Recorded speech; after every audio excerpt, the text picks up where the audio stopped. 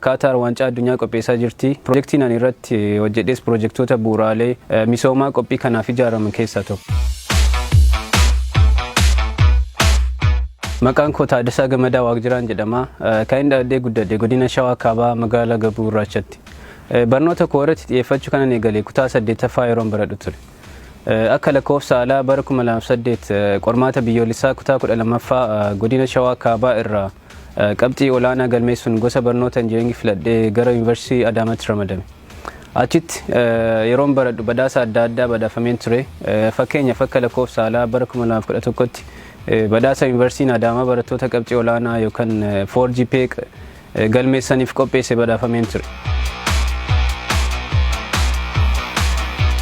Bara 2013 barataa waggaa 5ffaa yeroon turetti Yuunivarsiitiin Saayinsii fi Teekinooloojii Adaamaa kaampaanii Samsung waliin ta'uun barattoota siivil injineeringii irraa qabxii olaanaa qaban afuriif carraa hojii biyya alaatti hojjechuu qopheessee ture.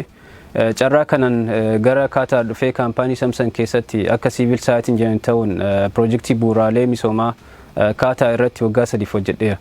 Itti fufees achumatti hojii hojjechaa digirii koo sadaffaa yookaan PhD koo xumuree ji'a darbee 4GPAdhaan eebbifameen jira. Guyyaa eebbees barattoota bara kana eebbifaman keessaa qabxii olaanaa galmeessuun fi qorataa kabajamaa yookaan distinguished graduate researcher ta'uun badhaasa meedaaliyaa warqee itti aanaa mootii biyyattii irraa badhaafameen jira. Akkuma beekamu Qatar waancaa addunyaa qopheessaa jirti.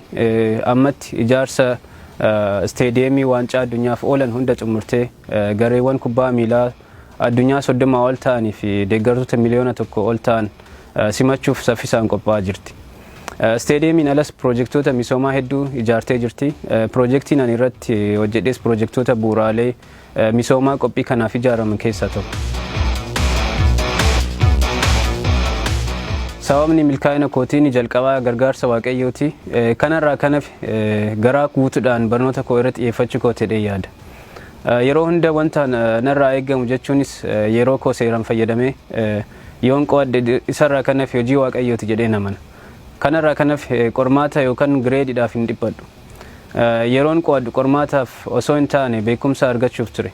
Kana malees barumsan jaaladhu keessattuu fiiziksii fi maatisiidhaan kan wal qabatan yeroo hunda in advance qo'achaan ture.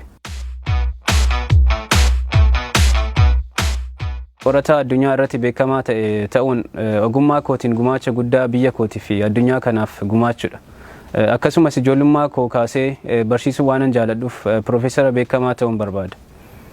Gorsi ani barattootaaf qabu ofitti amanummaa qabaachuun barbaachisaadha. Akkasumas kaayyoo fi karoora qabaachuu fi kaayyoon kee akka fiixan ba'uuf yeroo kee sirnaan fayyadamuun murteessaadha. Keessattuu yeroo ammaa kanatti xiyyeeffannaa kee kaayyoo kee irraa distiraay kan godhan miidiyaa hawaasaa dabalatee wantoota hedduutu jiru. Kanaafuu kaayyoo kee irratti xiyyeeffachuun barbaachisaa qofa osoo hin taane murteessaadha.